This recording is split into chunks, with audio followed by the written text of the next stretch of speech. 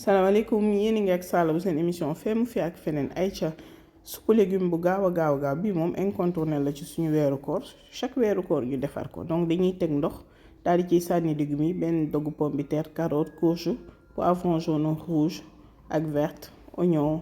kaani sofia pour goût benn doomu soble laaj xorom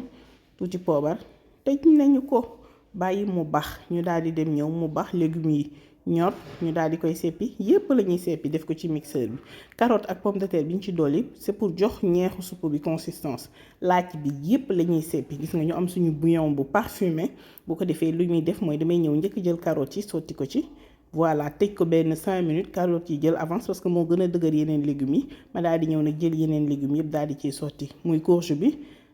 pomme de terre bi ak courgette bi voilà tëj bàyyi mu bax gis nga ku ñu dem ñëw mu bax ñu mixé légumes yi ñu seppi woon sotti ko ci jëlal suñu sippu daal di am couleur bu orangé bu nice ma ragal mu dang ma dolli ci tuuti ndox noonu walla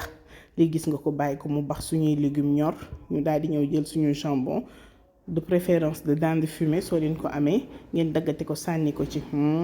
rectifier assaisonnement bi daal di ciy laal tuuti huile d'olive mënta ñàkk day rafetal supp bi bu ko defee tout simplement lu ñuy def comme ni ngeen koy gisee noonu mooy daal di leen koy dresser mënul ñàkk sama digganteeg yéen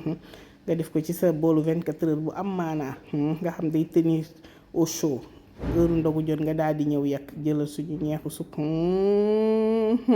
ñu teg de côté jëlal supp ba consistance ba ne lii ni neex ëpp na ñu am yàpp boo xam dañ ko muusal ak xorom ak poobar kese gis nga ko noonu lañ koy tegee ci wet gi lii tam boo leen ko essayé doo leen ko bàyyi jëlal